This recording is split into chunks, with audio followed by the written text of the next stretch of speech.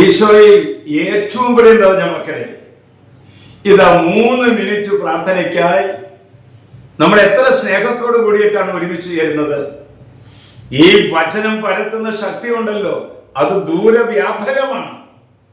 നിന്നിലൂടെ, നിന്റെ ഷെയറിങ്ങിലൂടെ ഇത് കടന്നു ചെല്ലുന്ന എല്ലാവരുടെ ജീവിതങ്ങളിലും വലിയ മാറ്റങ്ങൾ സംഭവിച്ചുകൊണ്ടിരിക്കുകയാണ്. ഇന്ന് കർത്താവ് തരുന്ന വചനം 148 സങ്കീർത്തനം 13 വാക്യം.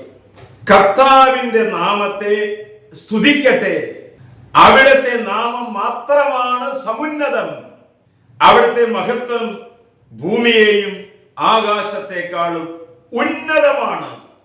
സമുന്നതമായ ഒരു ജീവിതം നീ കൊതിക്കുന്നുവെങ്കിൽ, ആധികാരികതയുള്ള ഒരു ജീവിതം നയിക്കുന്നുവെങ്കിൽ, കർത്താവ് നമ്മോട് വചനത്തോടെ പറയുന്നത്, നമുക്ക് ലോകത്തിൽ ചെയ്യാവുന്ന, നമുക്ക് സമുന്നതമായി ചെയ്യാവുന്ന ഒരു കാര്യം ദൈവത്തെ സ്തുതിക്കുക എന്നുള്ളതാണ്. ദൈവത്തെ സ്തുതിക്കുന്നവർ, അവർക്ക് അവരുടെ അധരങ്ങളിൽ പരാതി ഉണ്ടാകുകയില്ല.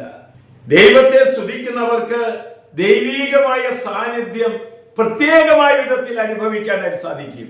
അവരൊരു എനർജിയാണ്, അപ്രകാരമുള്ളവരൊരു തീയാണ്. അവിടെ അടുത്ത് പോയി ഒന്ന് ഇരുന്നാൽ മതി, നമ്മൾ വീണ്ടും പുതിയ ഉന്മേഷമുള്ളവരായിത്തീരും, പ്രത്യാശയുള്ളവരായിത്തീരും. ഹൃദയത്തിൽ ദൈവം കൊടുത്തിയ പ്രകാശം അത് ഉദിക്കട്ടെ, അത് പ്രകാശിക്കട്ടെ. അതിലൂടെ ജ്ഞാനവും പ്രകാശവും പ്രയോജനപ്പെടുത്തി ജീവിച്ചാൽ നീയും ഒരു പക്വതയാർന്ന വ്യക്തിയായി മാറും. നമ്മുടെ കർത്താവ് ഈശോ മിശിഹായുടെ കൃപയും പിതാവായ ദൈവത്തിന്റെ സ്നേഹവും പരിശുദ്ധാത്മന്റെ സഹവാസവും പരിമളവും നാം എല്ലാവരോടും ഈ കൂട്ടായ്മയോടും കൂടി ഉണ്ടായിരിക്കട്ടെ, ഇപ്പോഴും എപ്പോഴും എന്നേക്കും. ആമേൻ.